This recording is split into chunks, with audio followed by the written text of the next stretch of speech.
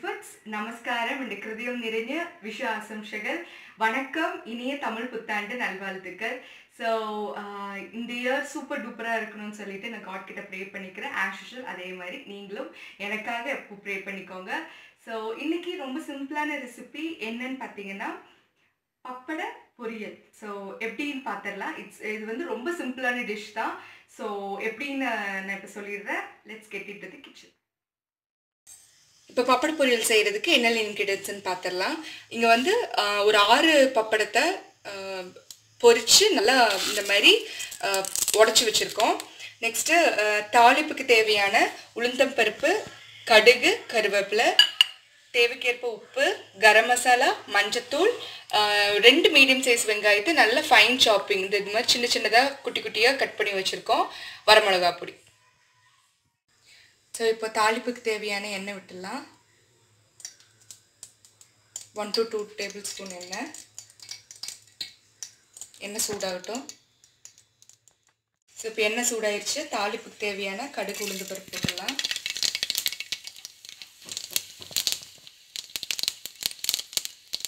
கடுகு பொரிஞ்சதும் கருவேப்பிலை போட்டுடலாம்.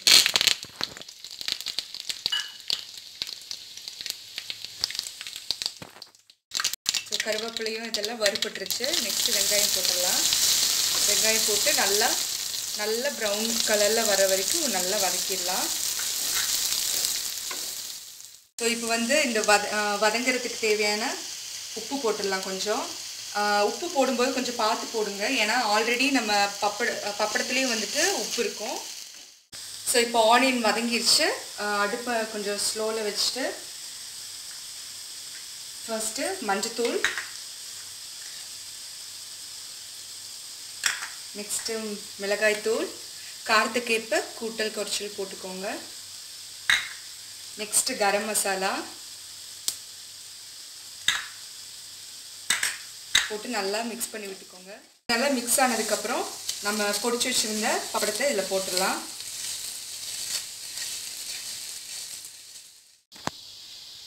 ஸோ இப்போ நல்லா மிக்ஸ் பண்ணி விட்டாச்சு பப்படத்தோட அந்த மசாலா. ஸோ இந்த மசால் வந்து அந்த பப்படத்தில் சேர்றதுக்காக லைட்டாக தண்ணி விட்டுக்கோங்க. விட்டு ஜஸ்ட் எல்லாத்தையும் ஒரு மிக்ஸ் பண்ணி விட்டுருங்க.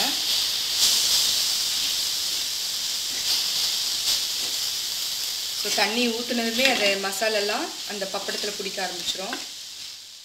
தண்ணி மிக்ஸ் பண்ணி இந்த மசாலாலாம் இந்த பப்படத்தில் நல்லா பிடிச்சிருச்சு. ஸோ பார்த்தாலே தெரியுது, நீங்கள் பாருங்கள். ஸோ இந்த கன்சிஸ்டன்சி ஆனதுமே ஒரு 30 செகண்ட்ஸ் to 1 minute வச்சுட்டு ஸ்டவ் ஆன் பண்ணிடுங்க. ஸோ இப்போ இதில் வந்து 30 seconds to 1 minute நம்ம வச்சோம். இப்போ பப்பட பொரியல் ரெடி ஆயிடுச்சு. நம்ம இப்போ சர்வ் பவுலுக்கு ட்ரான்ஸ்ஃபர் பண்ணிடலாம்.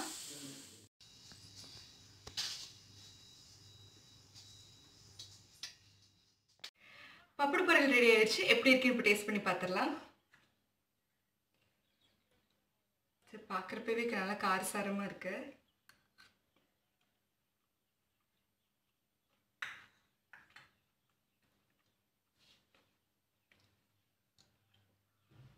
ஆக்சுவலாக சூப்பராக வந்திருக்கு, நல்லா வந்திருக்கு.